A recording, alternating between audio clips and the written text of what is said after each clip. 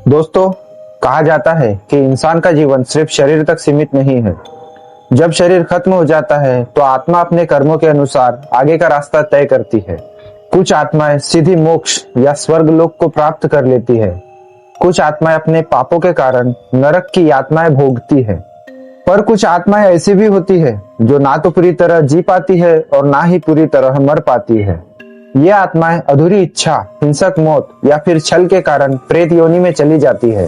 प्रेत योनि एक ऐसी अवस्था जहां मरने के बाद उस आत्मा का चेहरा विकृत हो जाता है, आवाज में दर्द और गुस्सा घुल जाता है और उसमें से एक ऐसी बदबू आती है जैसे कई दिनों से कोई मांस सड़ रहा हो।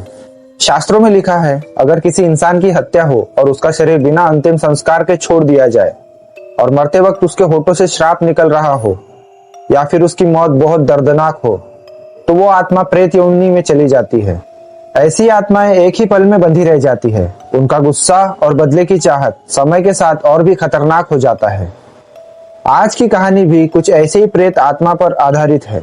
एक ऐसी आत्मा जो रात के समय वीरान और सुनसान सड़कों पर राहगीरों से लिफ्ट मांगती है और जब कोई व्यक्ति उसे लिफ्ट दे देता है तो वो व्यक्ति अगला दिन देखने के लायक नहीं बचता। नमस्कार दोस्तों, मैं सौरभ आपके लिए लेकर आता हूं डरावनी कहानियां, भूत प्रेत पिशाच और आत्मा के सच्चे किस्से। कहानी को पूरा सुनिए ताकि डर आपके दिल तक उतर जाए। वीडियो पसंद आएगा तो वीडियो को लाइक भी कर देना और चैनल को सब्सक्राइब भी कर देना ताकि मैं भी यूट्यूब पर थोड़ी ग्रोथ हासिल कर सकूं। तो बिना समय गवाए चलते हैं आज की कहानी की ओर। ये कहानी है एक कैब ड्राइवर की जिसने अपनी जिंदगी की सबसे डरावनी रात का सामना किया। उस ड्राइवर का नाम था अरविंद। अरविंद जयपुर का रहने वाला था, एक 32 साल का साधारण इंसान। अरविंद ओला उबर कंपनी में ड्राइविंग का काम करता था और कभी कभी प्राइवेट बुकिंग भी ले लेता था। अरविंद की जिंदगी बचपन से बहुत मुश्किलों से बीत रही थी। अरविंद के बचपने में ही उसके पिताजी की मौत हो गई थी, जिसके कारण घर की जिम्मेदारियां बहुत जल्दी अरविंद पर आ गई थी। अरविंद के घर में एक बीवी और 2 छोटे बच्चे थे। दिन रात गाड़ी चलाकर घर का खर्च निकल पाता था। अरविंद का एक सपना था कि एक दिन वो खुद की कार खरीदे और किसी बड़े ट्रैवल एजेंसी के साथ मिलकर काम करे। लेकिन फिलहाल जिंदगी सिर्फ जीने और कमाने की जद्दोजहद थी। एक दिन अरविंद को शाम के समय प्राइवेट बुकिंग मिली। कस्टमर को जयपुर से दिल्ली जाना था। जयपुर दिल्ली हाईवे बहुत फेमस है, लेकिन रात में उतना ही खतरनाक भी है। अरविंद बहुत खुश था क्योंकि बुकिंग का किराया उसकी उम्मीद से ज्यादा मिल रहा था। वो शाम के समय कस्टमर को लेकर जयपुर से निकला और रात के 11 बजे उसे दिल्ली में छोड़ दिया। कस्टमर उतरते समय मुस्कुराया। फिर अरविंद ने डिक्की में से उसका सामान निकाल कर बाहर रख दिया। तभी कस्टमर बोला, भाई साहब एक बात मान लो। अरविंद बोलता है, हाँ सर बोलिए। कस्टमर बोलता है, भाई साहब आप दिन के समय यहाँ पर आए हो, लेकिन अभी रात हो गई है और कहते हैं दिल्ली जयपुर हाईवे रात के समय डरावना हो जाता है। यहाँ पर रास्ते में कुछ अनहोनी सी हो जाती है। मेरी बात मानो, आज रात दिल्ली में ही रुक जाओ। कल सुबह सुबह जयपुर के लिए निकल जाना, क्योंकि रात में उस हाईवे पर सफर करना सेफ नहीं। लेकिन अरविंद हंसते हुए बोला, अरे सर मैं तो ड्राइवर हूँ, मेरी तो आधी जिंदगी रात में सड़कों पर बीत गई। आप इस बात का लोड मत लीजिए, मैं मैनेज कर लूंगा। लेकिन कस्टमर फिर भी गंभीर होकर बोला, भाई साहब रात में सड़कें वैसे नहीं होती जैसी दिन में होती है। मेरी बात मानो, आज रात दिल्ली में ही रुक जाओ। खैर बाकी आगे आपकी मर्जी है, पर मेरी बात याद रखना। इतना बोलने के बाद उस व्यक्ति ने अरविंद को किराया दिया। अरविंद ने गाड़ी वाड़ी स्टार्ट की और वहां से निकल पड़ा। अरविंद ने बढ़िया दिल्ली में कॉफी पी, गाड़ी में पेट्रोल डलवाया और वापसी की राह पर निकल पड़ा। रात के लगभग 12 बज रहे थे। दिल्ली जयपुर हाईवे पूरी तरह वीरान हो गया था। कभी कभी ट्रक निकलते, लेकिन ज्यादातर समय वो हाईवे वीरान रहता था। चारों ओर घना अंधेरा, कभी कभी स्ट्रीट लाइट्स बुझी हुई, बीच बीच में खेत और कभी कभी बड़े बड़े पेड़ों की काली परछाइयां। अरविंद ड्राइव करते हुए खुद से बोला, कुछ लोग भी बेकार में अंधविश्वास फैलाते हैं। ये सब कुछ नहीं होता, ये सब अंधविश्वास की बातें हैं। पर जैसे जैसे वो हाईवे पर आगे बढ़ता गया, उसके मन में हल्की हल्की बेचैनी सी होने लगी। रात के लगभग 1 बज रहे थे। अचानक अरविंद ने देखा कि सुनसान हाईवे पर एक आदमी खड़ा है। वो हाथ दिखाकर लिफ्ट मांग रहा है। अरविंद ने सोचा कि कोई गांव वाला है, किसी कारण से देर हो गई होगी, इसलिए ये समय में लिफ्ट मांगकर वापस जा रहा है। जैसे ही अरविंद की कार आगे बढ़ रही थी, वो आदमी हाथ दिखाते हुए सड़क के बीच तक आ गया, जिसके वजह से अरविंद ने एकदम जोर से ब्रेक मारे और कार रुक गई। वो आदमी चेहरा नीचे झुकाकर अरविंद के पास में आता है और अरविंद से बोलता है, भाई साहब, अगली वाली मोड़ पर छोड़ दोगे क्या? अरविंद सोचता है रात का समय है, क्यों ना थोड़ी कमाई कर ली जाए। अरविंद बोलता है हाँ भाई साहब, 300 रुपए लगेंगे। वो आदमी तुरंत मान जाता है और कार में पीछे जाकर बैठने लगता है। इस पल में अरविंद उसका चेहरा नहीं देख पा रहा था, क्योंकि उस व्यक्ति ने अपने सिर पर गमछा बांध रखा था और उस गमछे का कुछ हिस्सा उसके चेहरे के सामने आ रहा था। वो आदमी पीछे का दरवाजा खोलता है और अंदर बैठने लगता है। तभी अरविंद बोलता है, अरे भाई साहब, मेरी बगल वाली सीट में आकर बैठो, पीछे क्यों बैठ रहे हो? फिर भी वो आदमी उसकी बात नहीं सुनता और पीछे वाली सीट पर बैठ जाता है। अरविंद कार स्टार्ट करता है और कार आगे की ओर निकल पड़ती है। कुछ दूर चलने के बाद अरविंद को एक गंदी सी स्मेल आती है, जैसे कोई मांस कई दिनों से सड़ रहा है। अरविंद कार की विंडोज डाउन करता है, लेकिन गंध और तेज हो जाती है।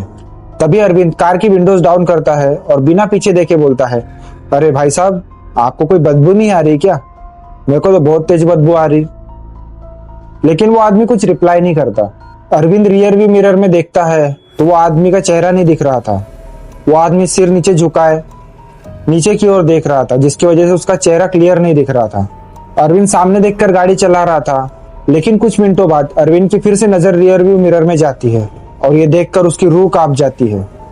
उसके हाथ एकदम सन्न हो जाते हैं। वो रियर व्यू मिरर में देखता है, वहां पर कोई परछाई ही नहीं है। वो तिरछी नजर से पीछे देखता है तो वहां पर वो आदमी बैठा होता है, लेकिन उसकी परछाई रियर व्यू मिरर में नहीं दिख रही थी। वहां पे सिर्फ खाली सीट दिखा रही थी। ये नजारा देखकर अरविंद की हालत एकदम खराब हो जाती है। उसके पूरे शरीर में सिरहन आ जाती है। फिर अरविंद हिम्मत करके पीछे मुड़ के उस आदमी से पूछता है, अरे भाई साहब, आपको कहाँ उतरना है? वो आदमी धीरे से अपना सिर उठाता है और अरविंद ये देखकर एकदम डर जाता है। उस आदमी का चेहरा एकदम कुचला हुआ था, दोनों आंखें ऐसी बाहर आ चुकी थी और उसका गला आधा कटा था। ये नजारा देखकर अरविंद की रगों में एकदम ठंडी सिरहन दौड़ उठी और अरविंद एकदम जोर से चीखा। अरविंद के चीखने पर वो आदमी एकदम जोर से हंसने लगा। अरविंद एकदम डर गया था, उसके हाथ एकदम कांप रहे थे, पूरा शरीर कांप रहा था। अरविंद एक नजर उस प्रेत की ओर देखता और एक नजर सामने देखता और गाड़ी चलाता। उसका शरीर एकदम ठंडा पड़ने लगा था। अरविंद एकदम गिड़गिड़ाने लगता है, मुझे मत मारो, मैं गरीब इंसान हूँ, मेरे पीछे 2 बच्चे हैं, मेरी बीवी है, मुझे माफ कर दो, मुझसे जो भी गलती हुई होंगी क्षमा कर दो। ऐसा मतलब उस प्रेत के सामने दया की भीख मांगता है, जैसे उसको छोड़ दो, कुछ भी करके उसको छोड़ दो। फिर भी वो प्रेत ऐसा हंसता है जैसे कि वो उसे छोड़ने वाला नहीं। अरविंद एकदम दिल से भगवान को याद करता है और जोर जोर से भगवान का नाम लेना शुरू कर देता है। फिर भी वो प्रेत एकदम जोर जोर से हंसता है। फिर अगले ही पल एक चमत्कार होता है। अरविंद की नजर सामने जाती है और उसे दिखता है कि सामने एक मंदिर है। वो मंदिर के नजदीक जाता है तो समझ में आता है कि वो कोई शिव मंदिर है। जैसा जैसा मंदिर पास में आ रहा था, वो आत्मा एकदम तड़पने लगती है और जोर जोर से चीखने लगती है। अरविंद इस मौके का फायदा उठाता है। कार जैसे ही शिव मंदिर के गेट के सामने से गुजर रही होती है, अरविंद कार को स्लो करता है और चलती कार में से कूद जाता है। जैसे ही अरविंद कार से नीचे कूदता है, अरविंद लुढ़कता हुआ कुछ फुट दूर जाता है। अरविंद जैसे तैसे खुद को संभालता है और लंगड़ाते हुए मंदिर की ओर भागने लगता है।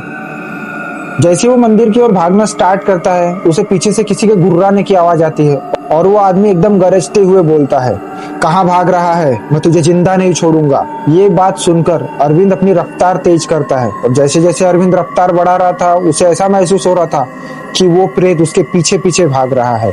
अरविंद अगर एक पल के लिए भी वहां रुककर पीछे मुड़ता तो समझ लो अरविंद का खेल खत्म था।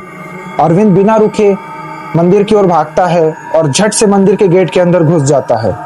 अरविंद जैसे ही मंदिर के गेट के अंदर प्रवेश करता है, अरविंद पीछे पलटकर देखता है और क्या पाता है कि वो प्रेत मंदिर के अंदर नहीं आ पा रहा था। वो मंदिर के गेट के बाहर ही खड़ा होकर जोर से चीखता है और उसकी चीख इतनी खतरनाक होती है कि मंदिर के बाहर की जमीन भी कांप जाती है। अरविंद का पूरा शरीर थर थर कांप रहा था और वो डर भरी नजर से उस प्रेत की ओर देख रहा था। कुछ ही पलों बाद ऐसा लगा कि अरविंद के पैर एकदम सुन्न हो गए हैं। उसके पैरों ने काम करना बंद कर दिया और अरविंद वहीं पर गिर पड़ा। तेज आवाज सुनकर मंदिर के पुजारी जी नींद से जागे और बाहर आकर देखते हैं तो क्या पाते हैं कि अरविंद फ्लोर पर पड़ा हुआ है और बाहर किसी की गर्जना की आवाज आ रही है।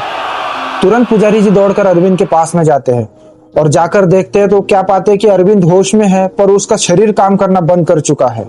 पुजारी जी अरविंद को संभालते हैं और सहारा देकर मंदिर के अंदर लेके जाते हैं। अरविंद एकदम जोर जोर से रोने लगा था। उसको यकीन ही नहीं हो रहा था कि वो बच गया है। फिर वो पुजारी जी से सवाल करने लगता है, एक के पीछे एक सवाल करता है कि वो क्या चीज है, मुझे क्यों मारना चाहती है, मैंने किसका क्या बिगाड़ा है। इस तरह के सवाल वो पुजारी जी से करता है। पुजारी जी उसका कोई जवाब नहीं देते, बस उसको पानी देते हैं और उसको शांत करते हैं। जैसे ही अरविंद पानी पीता है वो थोड़ा शांत होता है। फिर उसके बाद में पुजारी जी जो शिवलिंग के पास में भस्म रखी होती है वो भस्म उठाते हैं और अरविंद के माथे पर लगा देते हैं। माथे पर भस्म लगते ही अरविंद की आंखें एकदम भारी होने लगती है और वो थोड़ी ही देर में गहरी नींद में चले जाता है। कट टू अगली सुबह। सुबह 6 बजे पुजारी जी महादेव की आरती कर रहे होते हैं और उस आरती की आवाज सुनकर अरविंद की नींद खुलती है। अरविंद उठता है और पूजा में शामिल होता है। पूजा खत्म होने के बाद अरविंद पुजारी जी से मिलता है और कल रात की घटना के बारे में पुजारी जी से पूछता है।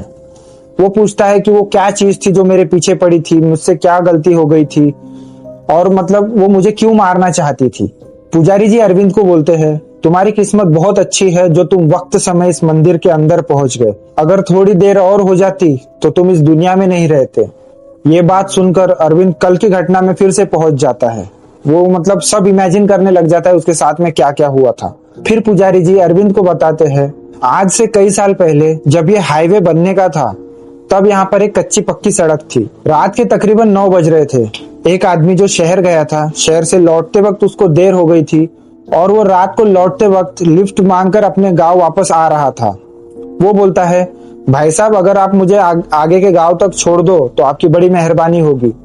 कार के अंदर से एक आदमी बोलता है, अरे हाँ हाँ भाई साहब आओ बैठ जाओ, आगे छोड़ देंगे आपको।